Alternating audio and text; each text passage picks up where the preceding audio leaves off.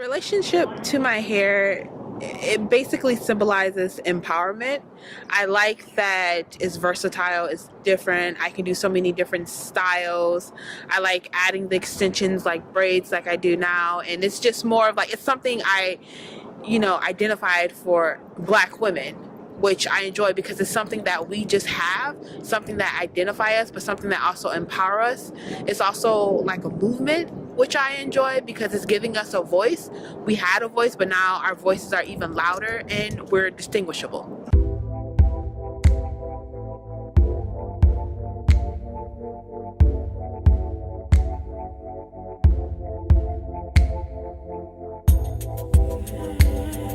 I went to Japan for a year and a half to teach English.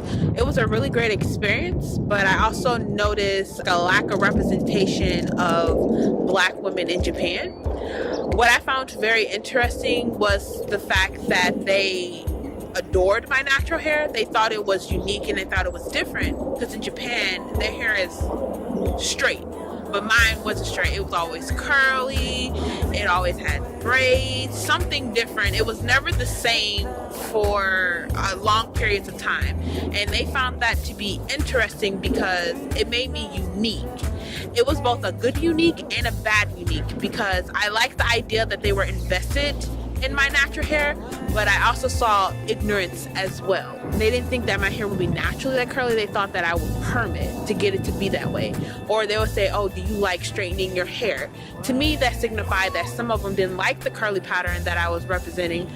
But to me, that was something that I needed to represent in Japan because as a Black woman, in America, sometimes natural hair is not always seen as a positive thing. I don't like the stigmas or the stereotypes surrounding around Black women, and I wanted to give them something different so that when they do come in contact with a Black woman, that they, I wouldn't say cherish, but they acknowledge that that is a Black woman, that that's her natural hair, that that's her identity, that's how she represents herself.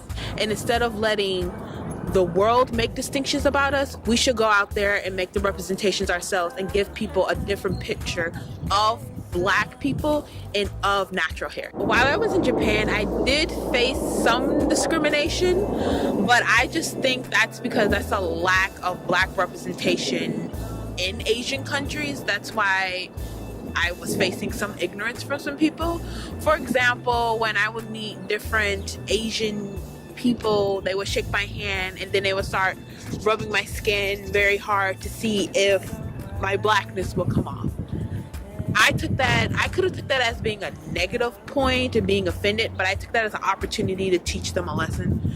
I would say, no, I'm a Black American. It's nice to meet you. Let me tell you a little bit about myself. Let me tell you a little bit why I'm here. Let me tell you a little bit about my culture.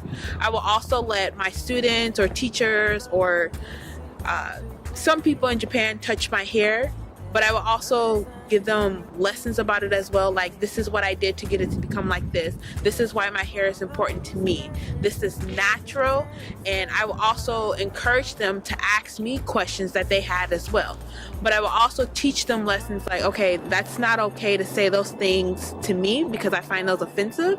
But it was just a good dialect between me and someone of a different culture because we are in the world, we're not all in sync. We all don't know about each other's cultures or backgrounds. So this is a good opportunity to turn it into a positive, to have people become invested in Black representation, which I think is very important because in Asian countries, Black representation comes from movies, which is terrible. But meeting an actual Black person changes that narrative.